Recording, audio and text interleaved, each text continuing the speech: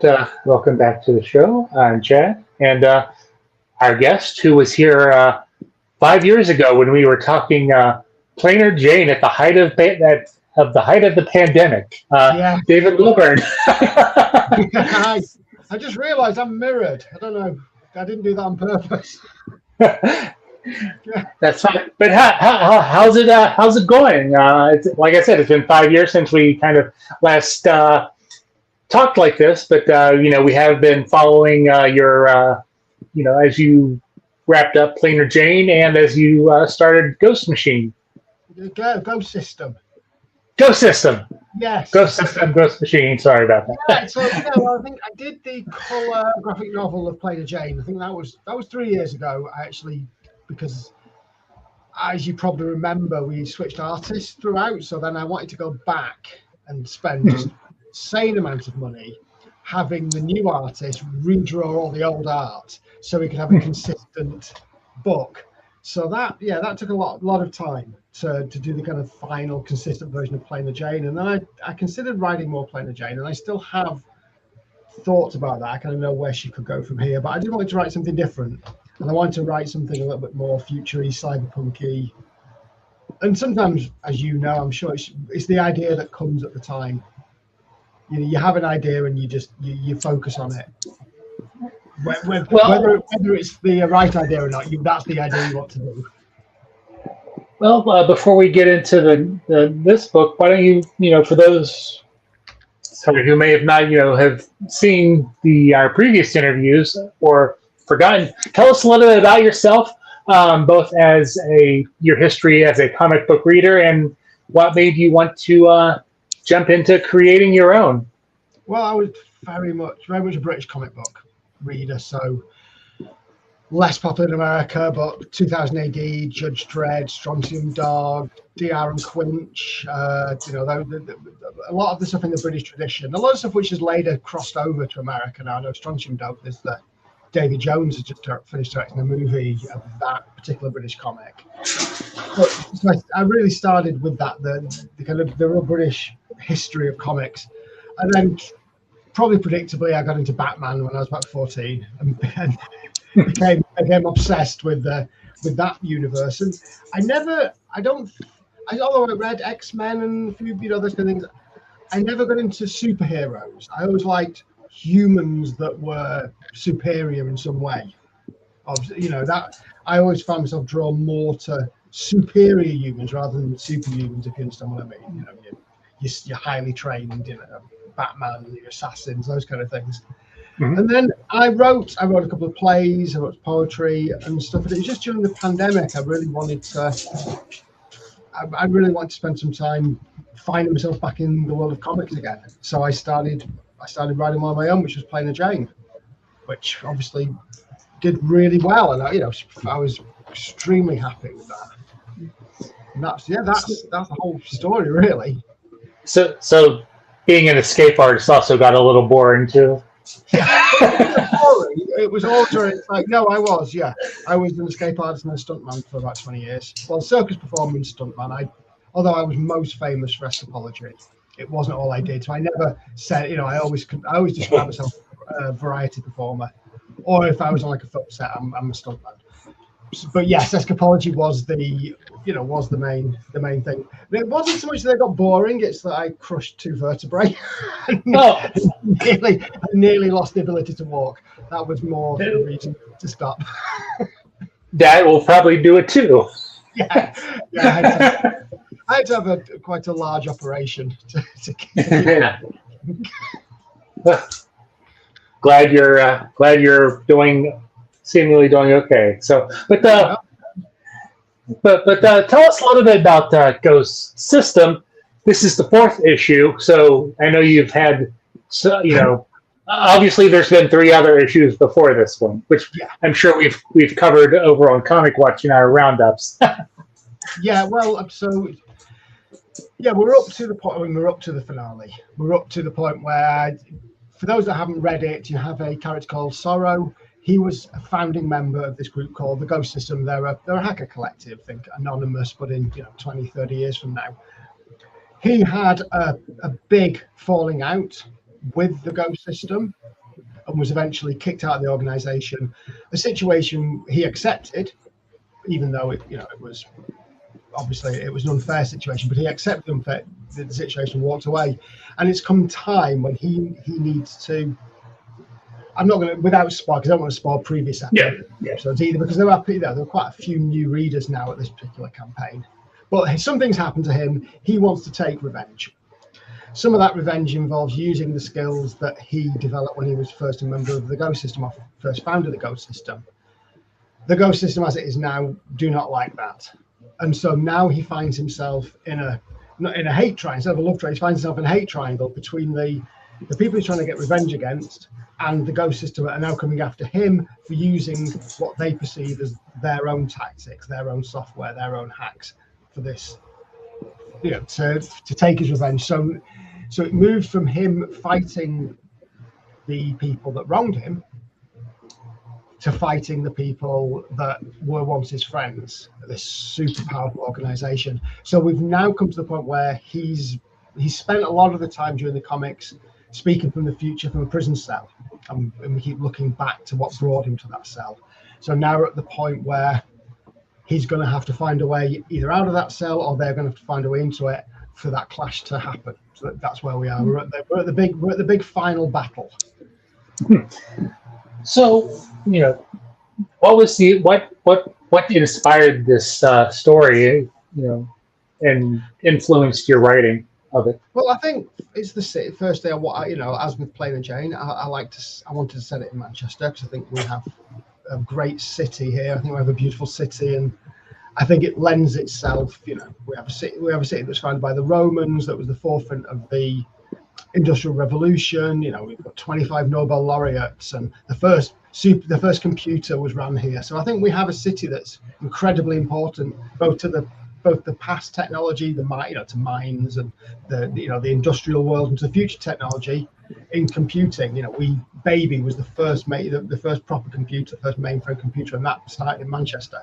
So I think this city should be the subject of more fiction, and things should be set here. So I wanted to do that for my city. Oh, sorry, I've lost the thread of the question. Yeah, I'm just but I wanted to imagine a future where the city maybe wasn't quite so good. As potentially the rest of the world might not be in 20 or 30 years' time, if certain parts of politics go and certain parts of technology go the way they potentially could. Well, it is tending in that grim direction. Yeah, well, it was funny because AI was, I wrote the Go system. I actually originally wrote the script, or at least the original script. It's changed a lot since then, about 4 years ago. And AI wasn't as big a thing then, but you could see it on the horizon. So I started to include a lot of AI. Even back then, I started thinking about it. So, at one point, they're talking about he works in, not as a hacker, but he works in protecting companies from hackers, as a lot of ex-hackers often do. And they're talking about AI taking over their jobs, which wasn't talked about as much, like 4 years ago. But now I have friends that do that job, and that's, it's literally a problem where they go, they're tendering for a job, protecting a company from viruses, from hackers, from DDoS attacks. And the company's going, well, why don't we just, get AI to protect us in this way? And he's having to explain to them how it's not going to work. And if they go down that road, they're going to end up coming back to him, not this time just to protect them, but to rebuild their entire systems. And so, that was something that I'd already kind of included, because you could see that happening. Oh, it's just like, I think I read somewhere that there was this one company that made some business decisions on where to locate a business and all that. It turns out the research was done by AI, and they're like, crap, It has its place. I mean, it has its place for research and other things, but if you don't, if you're not checking it, if you're not fact checking it, you're especially you're in terrible trouble. Yeah. You certainly don't want to, place your company's security in its hands.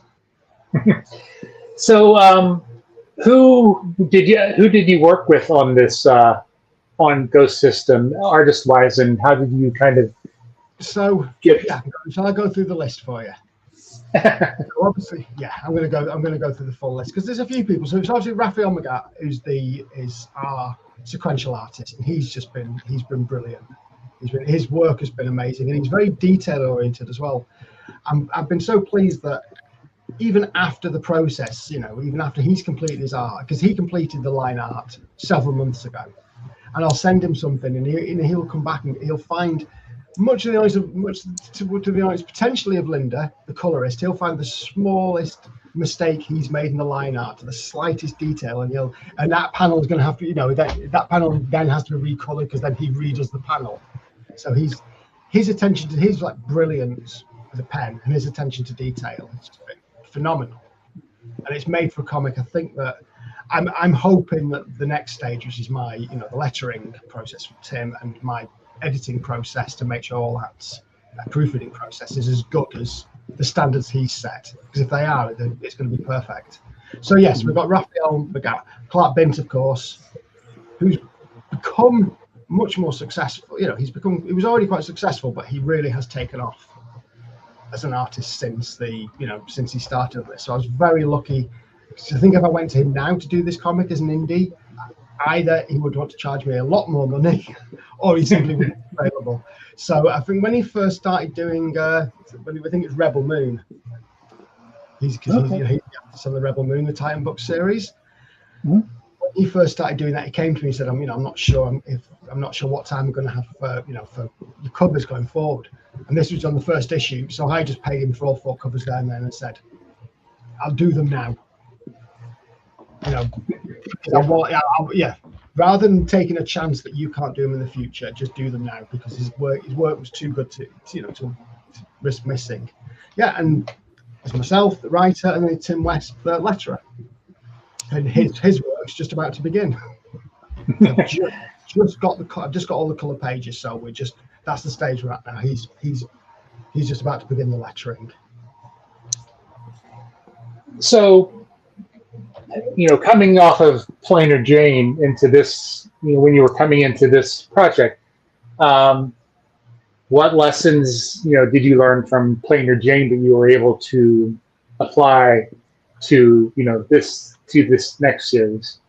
I think, a continuation of the lesson I started, because obviously I'd never written the format. I'd read the format, but I'd never written in that format before. And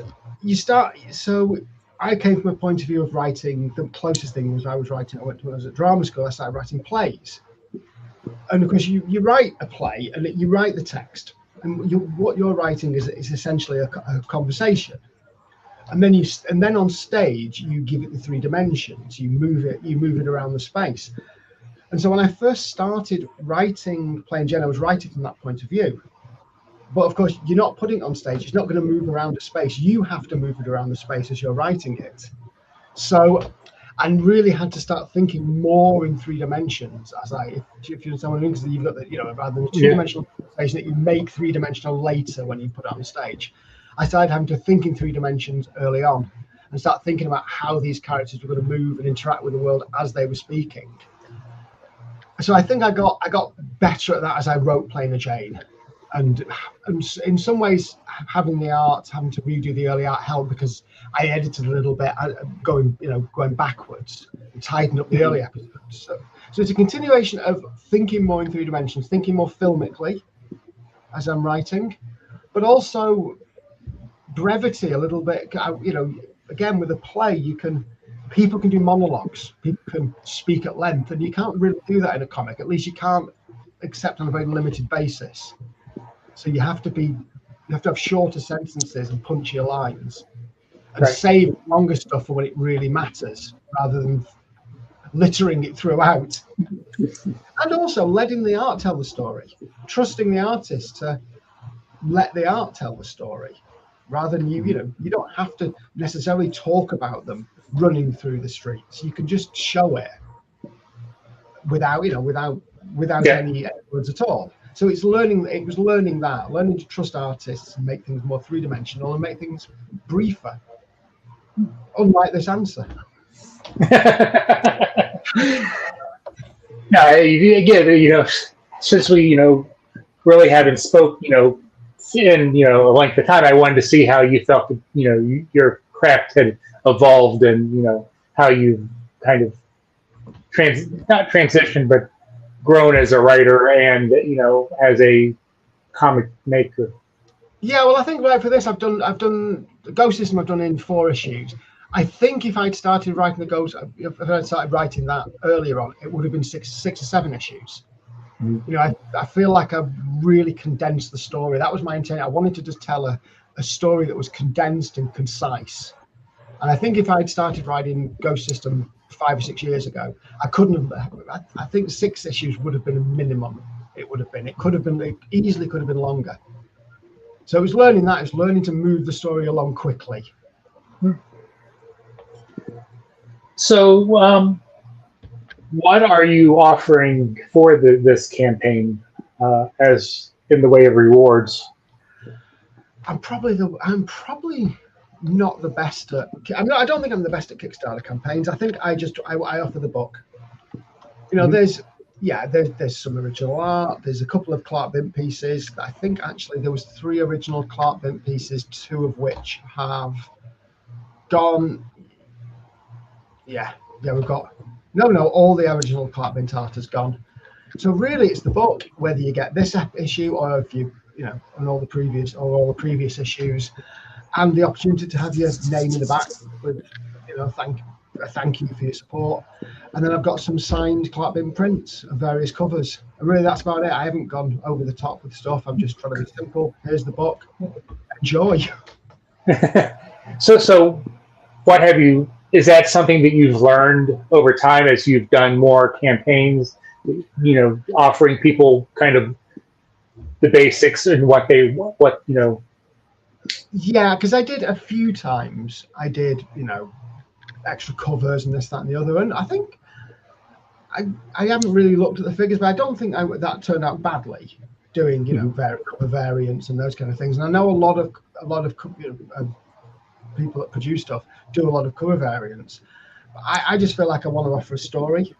I want to offer a good book and save the kind of complexity for other people. Definitely. So how do you? I mean, obviously, your books have been well received online. Are you, or through campaigns? Are you?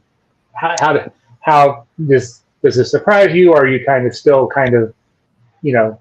does it take you a little shock or? Isn't it? It's a huge honor when someone you make something, you invent it. That thing wouldn't exist without you. I always think of it that way. That thing wouldn't exist without you. And then this person in Australia or this person in Mexico reads that and they get something enough out of it that they send you a message saying, hey, if it's just, hey, I really like your book. That thing didn't exist without you. And that experience, that total stranger thousands of miles away has that experience that wouldn't exist.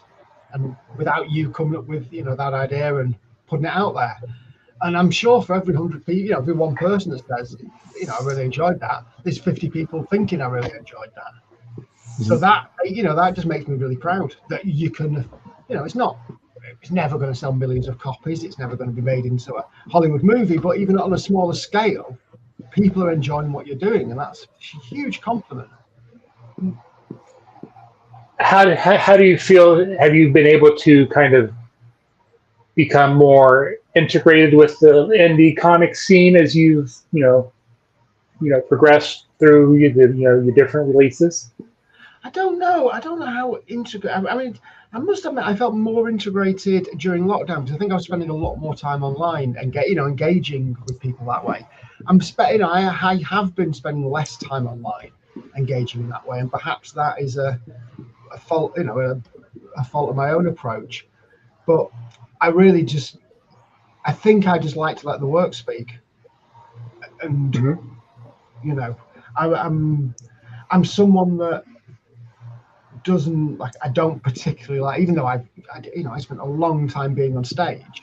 I don't particularly feel comfortable in a situation where I'm being looked at. So I don't tend to attend many Comic-Cons, at least not as a guest. I'll go to enjoy it, but if I get the opportunity to have a table, I'll tend to avoid it because it's not a situation I feel particularly, which is weird because I spent, I did shows, and there were shows I've done where there's been 10,000 people in the audience, and it was literally me on stage on my own for half an hour, and I was supporting Suicidal Tendencies at Download Festival at one point. It was thousands of people, and I was confident in that situation. But I think it's because it wasn't really.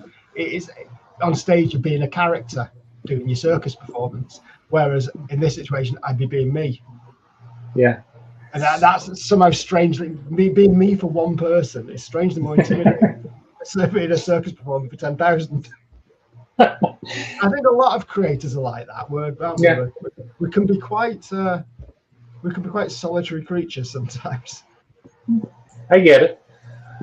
So, when you're not writing or working on comics or doing, where do you go for inspiration, or who or what inspires you to want to create more? Well, lately, I've just written a play, which I must admit I'm wondering if I should turn either into an animation, into a film, or maybe a comic book. And then last night I was thinking maybe I should novelize it, or So I've been more recently, in recent months, I've been more interested in theatre. So I've been seeing a lot of theatre and reading plays. Some people I personally really like. I think it's because I learned how to drive. Reading plays is there's a bit of a skill to it. I think if you haven't learned how to read plays, they you can find it difficult. And it's like when you first read a comic book, they're different than reading a chapter book when you're 6 or 7 years old, having to incorporate the story the pictures are telling you with the words. And plays can be like that. If you've not read them, they take a little bit to get into. But I really enjoy reading plays, so I've been taking a lot of inspiration from play reading, and that has been my focus in terms of writing for the last couple of months. So, anything?